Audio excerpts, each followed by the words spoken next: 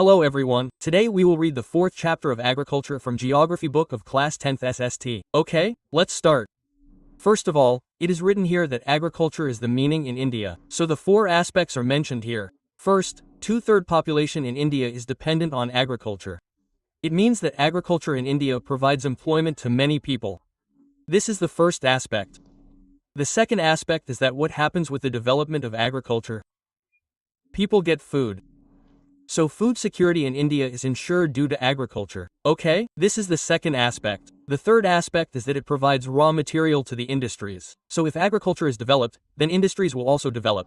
This is the third aspect. And the fourth aspect is that we export many agricultural products like tea, coffee, spices, etc. That means we sell them to other countries, so that other country pays us in dollars. Okay, so what do we call these dollars? Foreign exchange. Okay? So that we can import things which are not available in our country like oil, crude oil from other countries. So when we buy goods from another country, we will have to pay in dollars. So we will be able to pay these dollars only when we have dollars. So how can we earn dollars by exporting?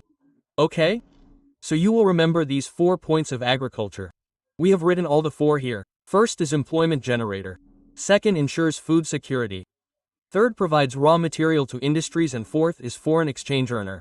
Remember all the 4 points. Come on, if a direct question comes, then you will have to answer on these 4 points.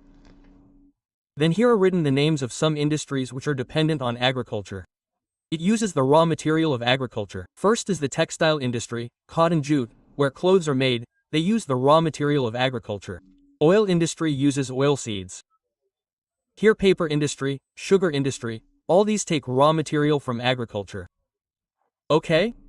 Let's go. The next topic is types of farming.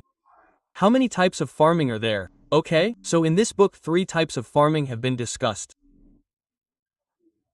First is primitive subsistence farming, second is intensive subsistence farming, and third is commercial farming. We have to read these 3. It is very easy. Keep listening slowly. You will remember. Look. First of all, let's read primitive subsistence farming. Understand its meaning. First of all, what is the meaning of these 3 words? Primitive means old and subsistence farming means such farming in which you are growing whatever crop. The purpose of growing is that whatever product you get, you will use it for family consumption. That means your main purpose is not to grow more crops and sell them in the market. Your main purpose is that you are growing only that much grain for self-consumption and for family use. Right? This is called subsistence farming. So see, we got to know a lot from the name itself. So some of its features are also similar. First of all, the land in which this farming is done is small patches. It is a small land, right? Because you have to grow only for the family. You don't have to grow much. Primitive was here, meaning primitive tools are used here.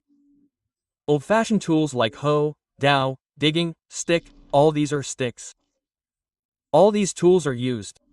Apart from this, the labor is the labor of the family itself, family labor or community labor. If a society is together, then the labor will come from there. No migrant labor is called from outside. There is very little work here, so this much labor is sufficient. Okay? Apart from this type of farming is dependent. There is no need for any type of irrigation facility here on monsoon. And natural fertility of soil. Crop is grown using the fertility present in the soil. Extra fertilizers etc. are not used here. Okay? So, these are some features. Firstly, small batch of land, primitive tools, family labor and dependent on monsoon. 4 features are covered here. And we have written the meaning of subsistence here, that here crops are grown for family consumption and not for the market. Okay? This type of farming is known by many names. We also call primitive subsistence farming as slash and burn agriculture. Why? Because what happens in this is that the farmers first clear a patch of land. They cut down all the trees there. That is, they slash it. Okay? Then whatever is there, they burn it. They dry it and burn it there. And whatever ash is there, that ash works as a fertilizer there. Okay? Then they continue farming there. While farming, as long as the soil has natural fertility, farming continues in it, and then the fertility of the soil starts decreasing slowly. Okay? Because the nutrients in it will start getting depleted. So once that soil is completely destroyed, there is no life left in it. So what do the farmers do? They shift to some other patch of land, to some fresh land. Okay? Then they cut down the trees there and then burn them there and then do farming on the same land. Okay? That is why this type of cultivated farming is also called slash and burn agriculture. And because farmers are shifting from one land to another, it is also called shifting cultivation. Okay? Now see, there are many disadvantages here. We can say that we are doing farming here by cutting trees, so this is deforestation. There is a disadvantage. When trees are cut, the soil will become loose. When it rains, this soil will be washed away. That is, there will be soil erosion. Then loss of biodiversity. It is possible that there was a forest here earlier. Different types of plants and animals lived here. Now that you are cutting forests, biodiversity is also being lost. What is biodiversity? It is not there. We have already explained it in detail in chapter 1. Okay? So remember these 3 disadvantages of this type of agriculture. What is written next? So what happens in this type of farming? Land productivity is low. It is obvious that you are using old instruments. Even the labor is being used by family labor. The natural fertility of the soil is dependent on it. You are not adding any extra fertilizer. Okay? And you are not providing irrigation even during monsoon rains. So the productivity will be low. Okay? This is another feature. It is known by different names in different parts of the country. Now see, till now we have already remembered 3 names of this type of agriculture. One is primitive subsistence farming, second is slash and burn agriculture. Third is shifting cultivation. Even these 3 names are not enough. There are some more extra names here. It is known by different names in different parts of the country. If we talk about India itself, then this farming is known by different names in India. For example, our northeastern states like Assam, Meghalaya, Mizoram, Nagaland. Here this type of farming is called zooming. Remember, it is important. In Manipur, it is called Pamlo. Similarly, in Chhattisgarh, this type of farming is called Deepa, and in Andaman and Nicobar, it is also called Deepai. Okay? So remember this, in the exam, a direct question is asked that by which different names is it known in India? Where all? So zooming in northeastern states, Pamlo in Manipur, Deepa in Chhattisgarh and Andaman and Nicobar. Will you remember this much? Okay, this is only about India. If we talk about the whole world, it is known by different names in different countries. Zooming is the Indian name. In the east-northeastern states, it is called zooming cultivation, okay? Which is also called slash and burn agriculture. It is known as milpa in Mexico. Then roca in Brazil. It is known as roca in Brazil. It is known as masul in Central Africa. In Indonesia, there are many different names for ladang and white, so you can remember some of them from here. The question came once, so we have underlined it. Okay? And no more than that. Then further here, in India, this primitive form of cultivation is called biwad. You don't have to remember so many names, okay? Because if you try to remember this, you will miss the whole chapter. In the process of remembering the name, remember as much as you have underlined, it will be enough. So, this is all that you have to remember about primitive subsistence farming. Got it? Small land, primitive tools, family labor, dependent on monsoon. This is also known by this name. It is also called shifting cultivation. The 3 disadvantages are deforestation, soil erosion and loss of biodiversity. After that, land productivity decreases. So much about the features. Now, after that comes the name. There are 3 different names for it in India and there are so many different names at the world level. Okay? Let's move ahead. We can see this here. There are very high chances of it coming this time. We will form a case-based question for this passage. We will give the entire paragraph and say tell me, we will ask this question. See, it is written that Renja lived with her family in a small village at the outskirts of Daipu in Assam. Okay? She enjoys watching her family members clearing, slashing and burning a patch of land for cultivation. She watches her family members first cut down a piece of land and then burn it. She also helps them in irrigating the field with water running through a bamboo canal from the nearby spring.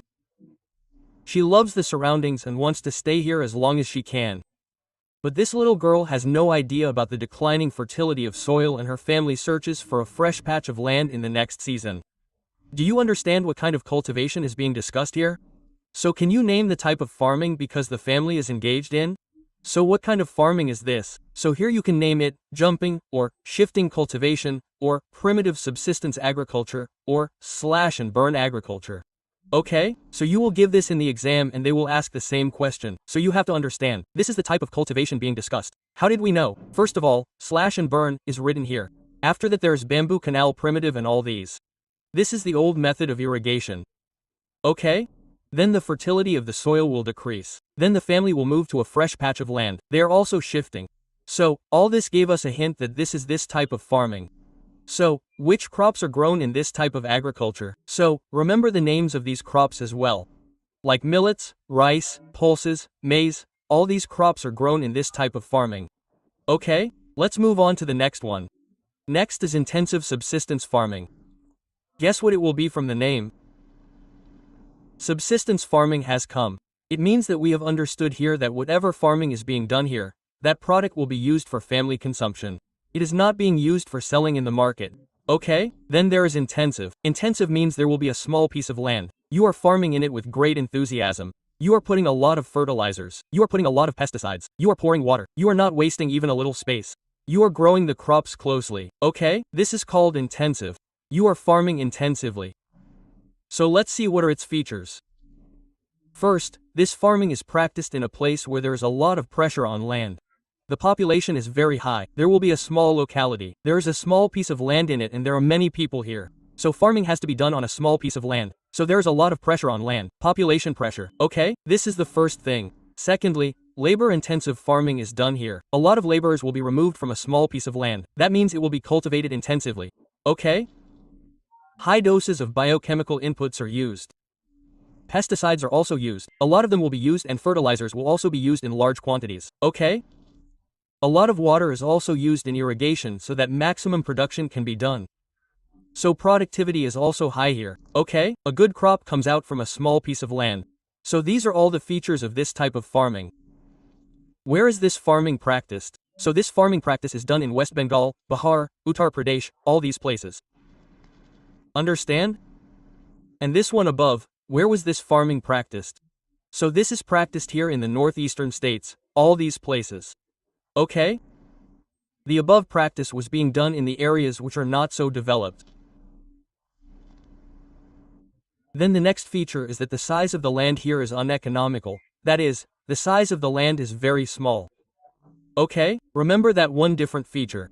Just keep in mind this much related to this. First, the pressure on the land is very high.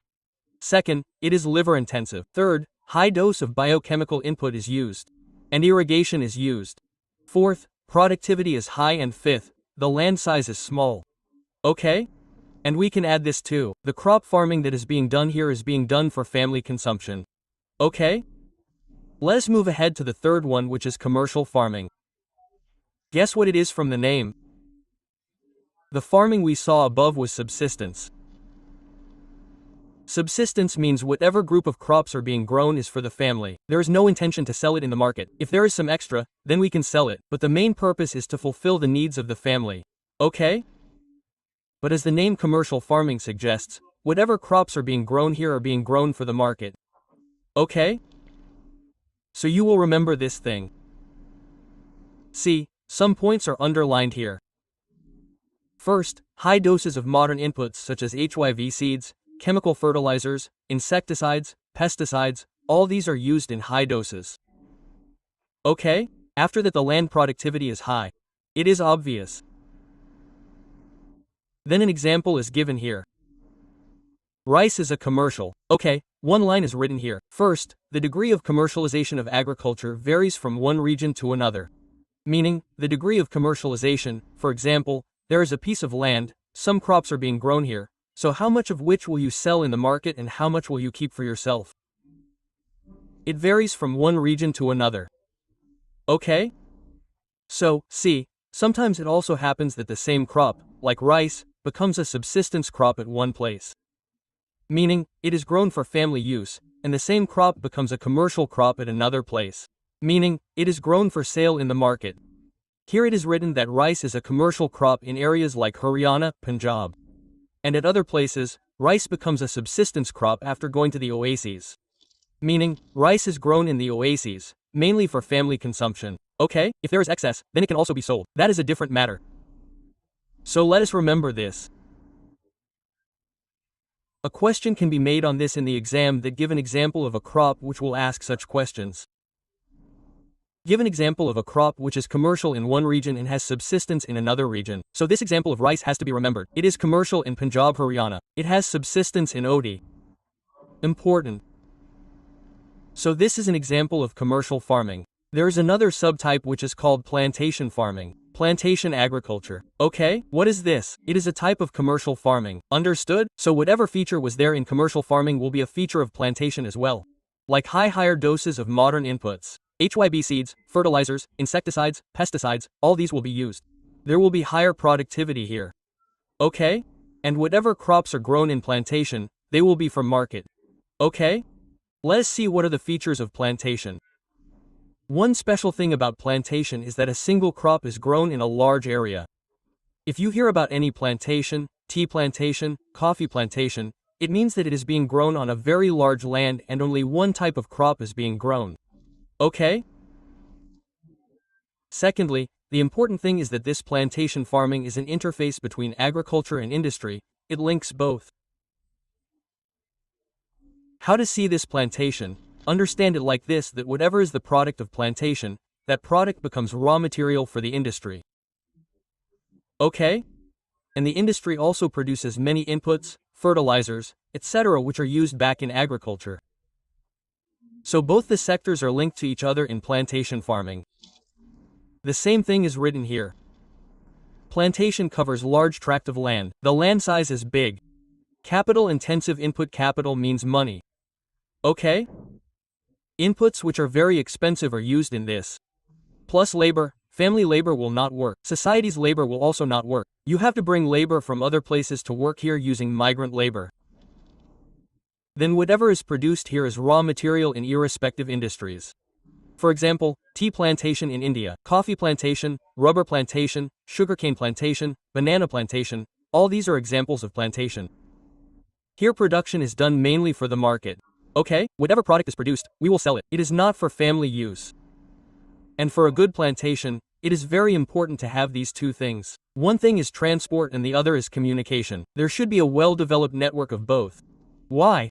Because only when the plantation area, then the industry market, all these are well linked, then it will become profitable. Okay, well, this was a small thing. That is what I told you. This is all you have to remember about plantation. Got it? Next topic is cropping pattern.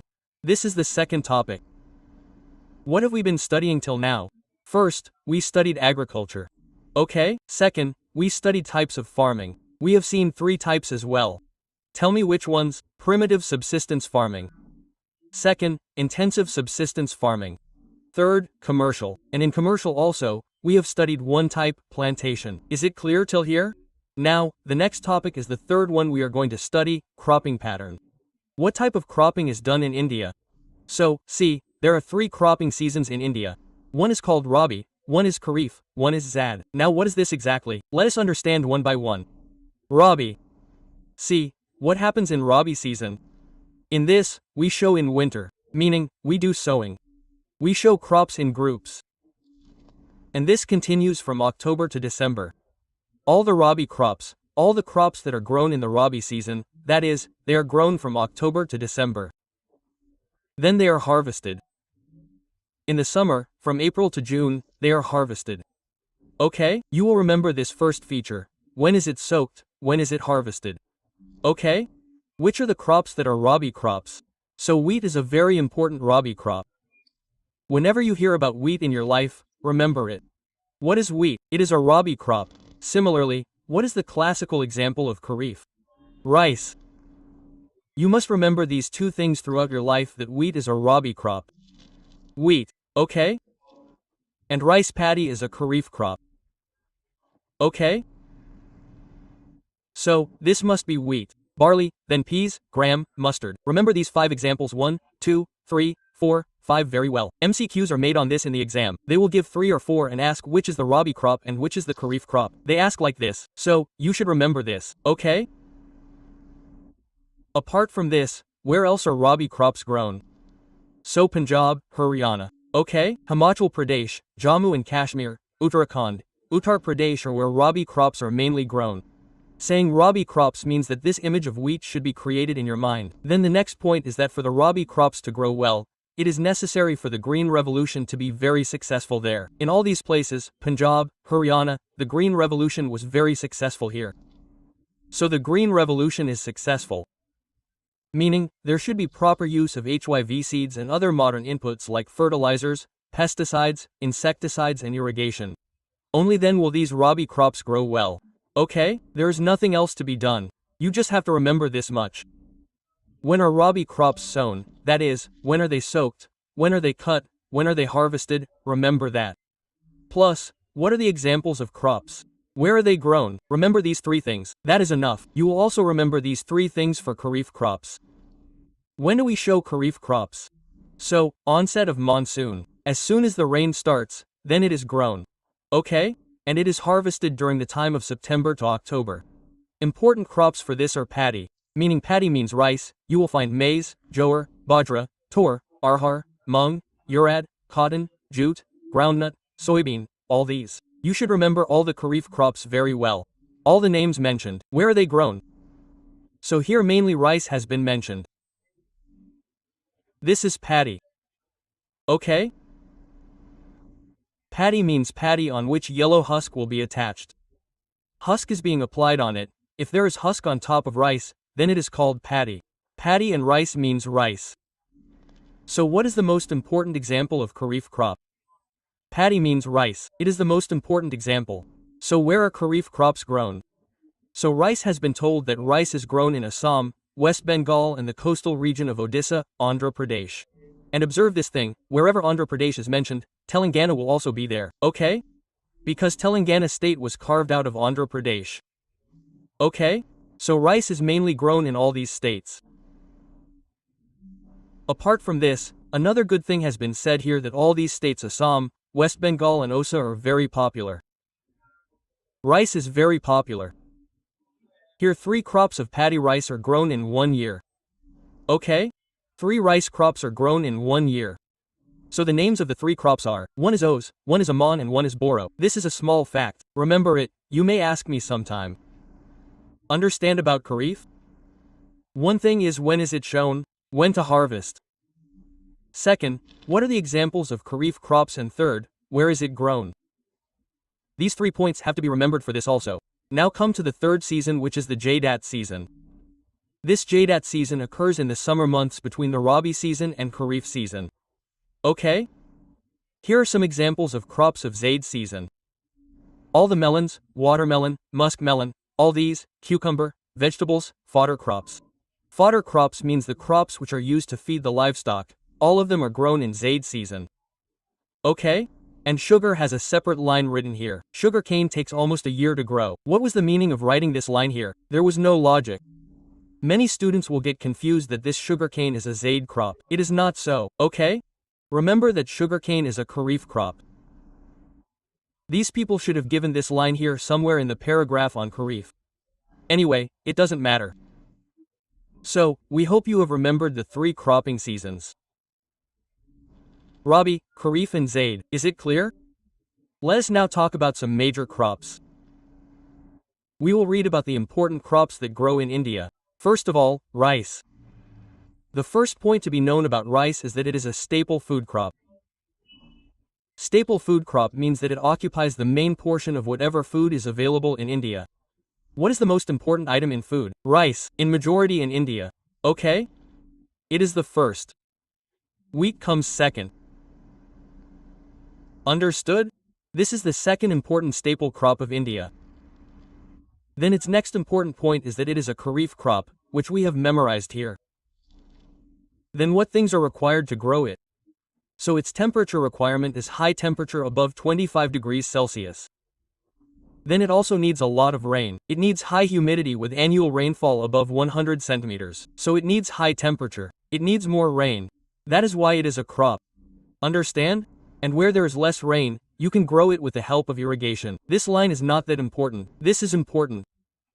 There is a direct question in the exam which will ask like tell me which is the most stable food crop of India and tell its geographical requirement. So you should know that it is a stable food crop. I mean people are asking about rice. So what is the geographical requirement of rice? High temperature, high humidity. In exact numbers, above 25 degrees Celsius and above 100 centimeters rainfall. Understand? Okay, this is about rice. There is more about where rice is grown. It will also come in map pointing, so we will make a separate video for map pointing. Right now, let's not discuss much here. Still, when we read this chapter, the names of many states will be repeated again and again, so you should know the names of some states. Like, remember the first one, West Bengal. Okay? Next to West Bengal is Bihar, and if Bihar comes, then what will come next to it? Up will come, okay? If we go below West Bengal, then Osa. Then next to it will be Chhattisgarh. And there are many more here. You should know all these names. Like this Andhra Pradesh, this Telangana, this is Tamil Nadu, then here Kerala, Karnataka, Maharashtra, Madhya Pradesh, and this Gujarat, and this Rajasthan. Then this Himachal Pradesh, this Uttarakhand. You should know these many names. This is Assam. So you can see where rice is grown and which is the major area of rice. So there's West Bengal, Osa, Bihar, Assam. Rice is mainly grown in all these places. We will discuss this properly in the map video. Here it is. We have written the names of some places again. Assam, West Bengal, Andhra Pradesh. Andhra Pradesh is here. It means Telangana will also be here. Uttar Pradesh, Bihar, Odisha, all these are names of states. And where rice is grown, this was written here. Okay? Now let's come to wheat. Which crop is wheat? So you will say it is a rabi crop. Got it? Second most cereal crop means it is the second most staple crop. Okay? Rabi crop. It needs a cool growing season to grow. And when the time comes for ripening, it needs bright sunlight. When it is growing, it needs a cool environment. That is why it is shown in winter. Isn't it? And when it is time for ripening, it needs bright sunlight. It needs adequate rainfall. It needs less rainfall than 50 to 75% of rice. All this is its geographical requirement. And where is it mainly grown? So it is mainly grown in Punjab, Haryana, Uttar Pradesh, Bihar. Okay, we will remember this. That was all about wheat. Now let's come to millets. What are millets? So these three crops, jowar, bajra, ragi, are called millets. These are grown in India. Their first feature is that they are coarse grains. That means rice and wheat are both very fine. When you eat them, you will feel comfortable in your mouth. You can swallow them easily. But when you eat these millets, you will not feel that comfortable in your mouth. Okay? They are a little hard. That means the grains which are part of them will not feel that soft to eat. But despite this, their nutritional value is very high. Okay? For example, ragi is rich in iron, calcium, and other micronutrients, and roughage means if you have constipation problem, if you don't pass stool properly in the morning, it will help a lot in that. Anything that contains roughage helps a lot. So ragi has all these nutritional values. Remember this. Once a question came. They asked you to name a millet that is rich in iron. So you have to remember the name of ragi. Okay? Now come to jowar. What is written about jowar? It is the third most important crop with respect to area and production. The first was rice. The second is wheat. And what comes third? Your jowar comes. You will remember this. Then it is a rain-fed crop. Meaning its work is done mainly by rain. It grows, okay? It does not require much irrigation. Where is millet grown? So it is grown in Maharashtra, Karnataka, and all these places. Let us read about millet further. We grow millet in Rajasthan, Uttar Pradesh, Maharashtra, Gujarat, and mainly millet is grown in these areas. And ragi is grown in Karnataka, Tamil Nadu, Himachal Pradesh, and all these places. Okay? Then it was written here that what kind of soil does millet need. So, you just need to know and keep it simple: soddy soil, shallow black soil. What kind of soil does ragi need? So, red, black, soddy, loamy, shallow, black soil is needed. The questions do not come, I did not underline it. But if you have time, then keep this in mind as well. If you can remember, then this is all you should know about millets. First of all, it is a coarse grain. The nutritional value is high. For example, all three have it. Here only ragi has been mentioned, that ragi has more iron, calcium, etc. There's more roughage. Okay? That's it. Now let's come to maize. See, this is a crop that you can use as both food feeder. Humans can also eat it. You can also feed it to animals. Okay? This is a kharif crop. Got it? The temperature required for its growth is 21 to 27 degrees Celsius, and it grows very well especially in alluvial soil. In old alluvial soil. Bihar is a state where we grow maize as a rabi crop even in the rabi season. Okay, remember this. Apart from this, the major states which are Karnataka, Madhya Pradesh, Uttar Pradesh. Here mainly maize is cultivated. This is all that you have to remember from here. Not much. Okay, maize is done. Here wheat cultivation is shown, where wheat is grown. So you can see Punjab, Haryana, parts of Rajasthan. Then it grows in Himachal Pradesh and Uttarakhand, parts of Madhya Pradesh. Let's talk about pulses. Lentils. The special thing about pulses is that India is the largest producer and consumer. It grows the most pulses. We also eat the most pulses in the whole world, okay?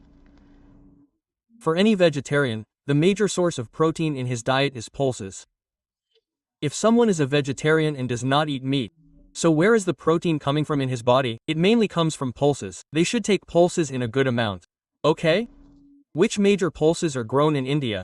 So that is tur. Tur is also called arhar. Variant. Once a question based on this came. Now I will tell you about tur, urad, mung, masoor, peas, gram. All these are major pulses which are grown in India.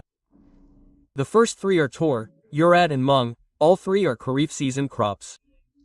And the last three are masoor, pea and gram. All three are Rabi season crops. Okay? Now see, pulses have some advantages for growing them. First of all, they require very less moisture. They require less water and can survive even in dry conditions. So, it is easy to grow them, okay? The next advantage is that they are leguminous crops. Leguminous crops means that their roots in the soil, a type of bacteria gets attached to the root nodules. Okay, rhizobium bacteria gets attached. The special thing about this bacteria is that it converts the nitrogen gas present in the air, okay? All the nitrogen gas present in the air, it converts it into such nitrogen forms which the plant can use. No plant can use atmospheric nitrogen. But if it is given in specific forms, in the form of nitrites or nitrates, to the plant, then the plant will use it. So this is what these root bacteria do. Okay? So all the pulses are leguminous. That means they have root nodules in their roots. That means there is a bacteria in it. What does it do? It converts the nitrogen in the air into nitrates and nitrites. Okay? Which the plant can use. So one advantage is that they need less water. Plus they are leguminous. That means they recharge the fertility of the soil. So all the crops except tur, which is also called tur, help in restoring soil fertility by fixing nitrogen from the air. It has been said here that what do all the pulse crops do? They restore soil fertility. They increase it. How? They fix nitrogen from the air. They capture the nitrogen present in the air and convert it into nitrates and nitrites, and the plant can use it. This increases the fertility of the soil. Okay? This is an advantage. Remember, not all crops except one, except pigeon pea, which is also called tad. This is also a leguminous plant. Okay? It is not that it is not leguminous. This is also leguminous. But the overall health of the soil of the cell is not able to improve as much as all other crops are able to grow and improve. That is why it is written here except AR. What happened once was that an assertion region-based question had come, and it was written in the assertion that all crops were started from here. Instead of all crops except arhar, it was written tur. Okay? All crops except tur help in restoring soil fertility. So much was written. Now many children will think that they had studied arhar. But here it is written tur. So they had pronounced it wrong. But you should know that arhar is called tur. Okay? This was the right statement. And the reason was given as to why it increases fertility, because it is a leguminous crop. So this reason was also right. Let's say this type of question comes. That is why these are mostly grown in rotation with other crops. Whatever pulses are there, they are rotated. For example, this is a land. Here one crop is growing, growing, growing. When this crop is harvested, when it is cut and removed, then which crop will be grown next time? Pulses will grow on this land. Okay? Pulses will grow because pulses will require less water. Plus these are leguminous. so they will increase the fertility of the soil. Then when the pulses are harvested, this land will become empty again. Again, this other crop will grow here, because the fertility of the soil has increased. Now this crop will grow well, okay? Then when we cut it, the pulses will grow again the next time. That means we keep rotating the pulses. We grow them in rotation, okay? And the major states where pulses are grown are Madhya Pradesh, Rajasthan, Maharashtra, etc. Okay? Just remember this. Remember that pulses are grown in rotation. In the exam, you will be asked a direct question that why are they grown in rotation? So you will have to write this answer because these are leguminous plants and they restore the fertility of the soil, increase by fixing nitrogen from the air. Okay? Let's move on to the next few crops. All these crops are such that they are other than grains. Okay? We will study crops other than grains. For example, the first sugarcane. It is said that it is a tropical as well as subtropical crop, which means you can grow it in such a weather and climate where there is a lot of rainfall and a lot of sunshine temperature. That is what is called tropical subtropical climate. So sugarcane needs such an environment. Talking about geographical requirement, it needs hot and humid climate. It needs high temperature. It needs more rain. It needs temperature of 21 degrees Celsius to 27 degrees Celsius and annual rainfall of at least 75 centimeters to 100 centimeters rainfall in a year. Okay? Where there is less rainfall, obviously irrigation will be required. And one special thing is that a lot of manual labor is required to cultivate it. Okay? Then the next point is what is its use? We make sugar from sugarcane. They make sugar, goose, jaggery, consori, molasses. Okay? And which are the sugarcane producing states? Uttar Pradesh, Maharashtra, Karnataka are all the main sugarcane producing states. You should not take all these names lightly because once the question comes in this way that there is a farmer from up, okay? And he has two options. Can he grow pulses or can he grow sugarcane? So you suggest him which crop he should grow according to the weather and geographical requirement. So you have to find out from here which will grow well in up, pulses or sugarcane. So you will see that sugarcane grows in up. So you will suggest to the forward that you grow sugarcane and not pulses. Okay? And why do you want to grow? So whatever is your climatic requirement of sugarcane, you will have to write that. Yes, they need hot and humid climate. Temperature should be this much. Rainfall should be this much, which is available in Uttar Pradesh. Understood? Whatever important questions and answers of this chapter, which we are telling here, you will find all these things on my website. What do you have to do simply? Search in Google that Agriculture Class 10 important question answers and at the last add CBSE Guidance by CBSE Guidance. Write this much and search. You will find it on the first number. By the way, you will also find the notes of this chapter on the website. You simply search in Google that Agriculture Class 10 Notes by CBSE Guidance will be found on the first number and this entire PDF in which whatever we have underlined, whatever we have written, this entire PDF will be available on the website to download. Okay? So for now just keep understanding. Let's move ahead on oilseeds. Meaning such crops from which oil is made. So some major oilseeds which are produced in India are groundnut, mustard coconut, sesame oil, then soybean, castor seeds and cotton seeds, linseeds, sunflower. Oil is extracted from all these. Okay? All these crops are grown in India. Most of these are edible. Most of these oilseeds are eaten by us. And we also use them to make salt. And there are many such oils here which are used as a raw material in making soap, cosmetic and ointment, etc. Okay? So in the exam, a direct question is asked that tell us which oilseeds are grown in India. Secondly, tell us its use. So you have to remember two uses. Used as a cooking medium, okay? And secondly, used in the production of soap, cosmetics and ointment. We will remember this. Now let us discuss some important points one by one. Let us discuss groundnut. The first point about groundnut is that it is a kharif crop. Gujarat is the largest producer of groundnut. This question came once in the board exam, okay? Tell me the largest producer of groundnut. So you will have to write Gujarat. Similarly, there is linseed and mustard. What are these two? These are rabi crops. Many more have been mentioned. So whatever you underline, remember it will be enough. Okay? That was all about oilseeds. Now let's come to tea. Tea is an example of plantation agriculture. Okay? Tea cultivation. It is an important beverage crop. Beverage means something that is in liquid form. You drink it for refreshment or for nutrition, it will be called beverage. Okay, so tea, coffee, all these are beverage crops which are consumed. These were introduced in India by the Britishers. A question has already come up on this, that which is the crop that was introduced in India by the Britishers. So you will have to write tea. Okay? This also grows well in tropical and subtropical climate, meaning where there is a lot of rainfall and the temperature is also very high. Okay? Along with this, it needs a well-trended fertile soil. Okay? That is done. After that, its main requirement is that it needs a warm and moist frost-free climate. All through the year. It needs a warm, moist, and frost-free climate throughout the year. Frost-free means that no type of ice should form on the leaves. Okay, there should be no snowfall. It needs such a climate throughout the year as long as it is growing tea. Okay? Along with this, tea cultivation is also very labor-intensive.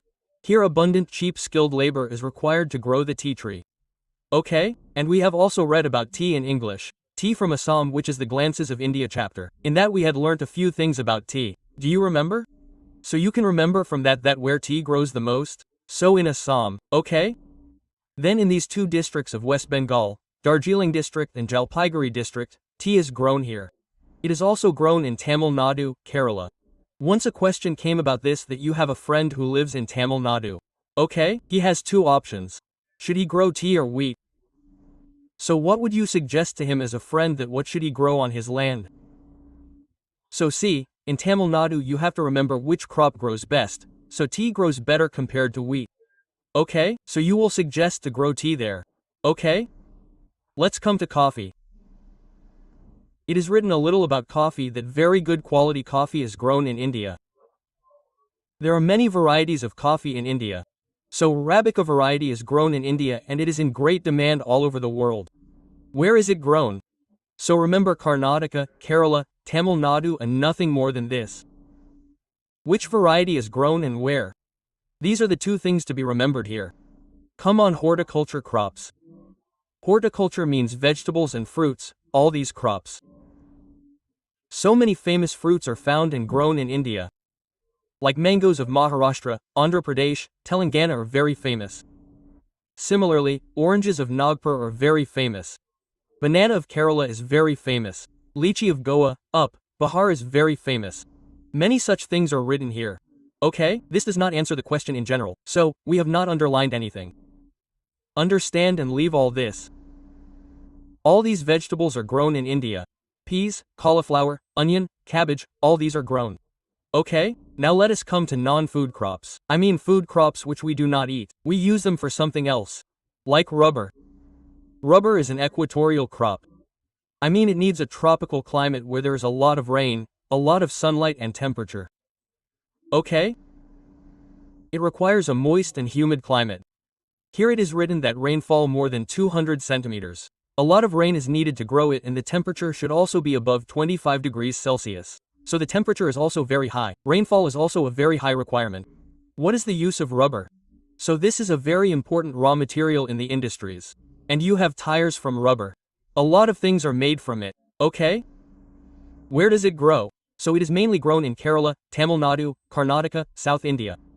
Let's remember this much about rubber. Now let's come to fiber crops, that is, crops from which fiber, i.e. thread, is obtained and cloth is made. So there is cotton, there is jute, there is hemp, natural silk. These are the four major fiber crops that are grown in India. The direct question is that name the four major fiber crops grown in India. So cotton, jute. As soon as we take the name of cotton, the name of jute comes automatically. Then hemp and natural silk. Okay? Out of these, the first three are cotton, jute and hemp. All these three are obtained from the plant from the crop. Okay? But the fourth one is natural silk. It is not obtained from the plant but from the cocoons of silkworms. You must have read about it in class 7-8. You must have read about silkworm and sericulture in class 7. Okay? So what happens is that the silkworm is fed the leaves of the mulberry tree and then this silk comes out from its cocoon. Okay? So we deliberately rear it. Rearing of silkworm. What do we do with the silkworm? We rear it so that what do we get from it? We get silk fiber. This is called sericulture. Okay? Let's come to cotton. What are the important things about cotton? So it is written that cotton is first grown in black soil. And where is black soil found? In the Deccan Plateau. It was also mentioned in chapter number 1. Okay? Then when we are making the video of map pointing, you will find mention of this there too. Then there is its geographical requirement. High temperature is required. Light rainfall or irrigation will also work. 210 frost-free zones are required. Okay, there should be no snow. And bright sunshine for its growth. Got it? So, this is all its requirement. Kharif crop, we have already remembered all this. It takes 6 to 8 months to mature. Major cotton producing states and where is cotton produced? This is important, remember it. Maharashtra, Gujarat, Madhya Pradesh, where mainly black soil is found, cotton will be grown there. Okay, let's come to jute. We also call jute as golden fiber. Very important, question has come many times on this. What is called golden fiber? So jute is called that. For its growth, it needs well-drained fertile soil. There should be good rainfall. Okay, and the rain should not collect there, it should flow. Then it requires high temperature during the time of growth. Growth is mainly done in West Bengal, Bihar, Assam, Odisha, Meghalaya. All these are major jute-producing states. Remembering West Bengal, Bihar will be enough. Jute is used in the exam. Tell me what is its use? So gunny bags, mats, ropes, yarn, carpets and other decorative items are made from it. This is also important, remember it. Okay, cotton, jute, all these are important crops. Well, that's it about crops. There are a lot of things for you to remember. We have shortened it as much as possible and underlined it. Okay, so that it is easy for you to remember. You will watch the video and then read all this once again. Slowly all this will get ingrained in your mind. Okay? Come on, let's come to the last topic, which is technological and institutional reform. Reform means changing anything. If we observe any sector, if there is some problem there, whatever changes you bring to solve the problem, what are those changes called? It is called reform.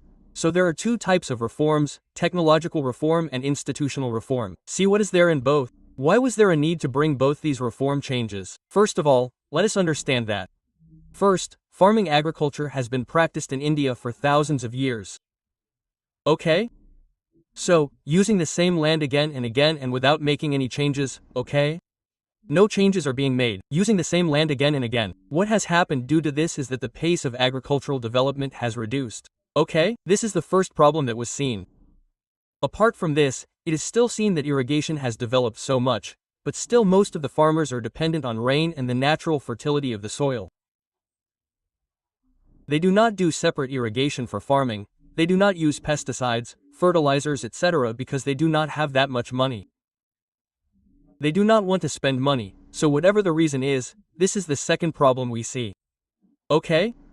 And thirdly, we can also say that we saw in the beginning that more than 23rd, almost more than 60% of the population is dependent on agriculture for their livelihood. So many people get employment. So that is why we cannot leave agriculture in such a bad condition. So because of these three reasons, we need some serious technical and institutional reforms in agriculture. Understood? So the first question is, why do we need these two reforms in agriculture? So I have to give you 1 or 2 or 3 reasons. Okay? So what reforms came?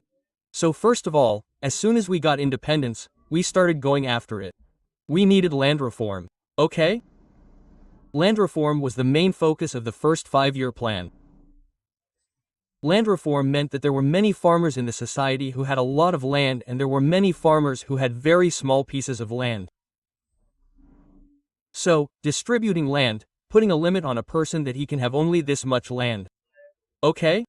Bringing the Land Ceiling Act, etc. So, all these reforms were brought under land reform. Understood? And along with this, the right of inheritance had already led to fragmentation of land holdings, associating consolidation of holdings. See, when you combine many small pieces of land together, then a large piece of land is formed, and here you can do farming in a good economic way. Okay, at the most, if you put a tractor, the work will be done, but it is difficult to put a tractor in a small piece of land. So, when you combine small pieces of land and make a big piece of land, this is called consolidation of holding. Okay? So, in terms of inheritance, if a father has 3 or 4 sons, then whatever land he had, if it was 1 acre, it would be divided among the 3 or 4 sons. Then this son will have 3 or 4 children, then he will inherit 1 acre of land. Do you understand? So the size of the land will gradually become smaller. So, this is called fragmentation of land holding, and the smaller the land, the more difficult it will be to farm it. So, this was also a problem. So, what was needed here? Cooperative farming should be done, that is, consolidation of landholdings should be done. Everyone should be brought together and then farming should be done there. So this was also a provision in land reform, okay? So the land reform was incorporated, but its implementation could not be done properly.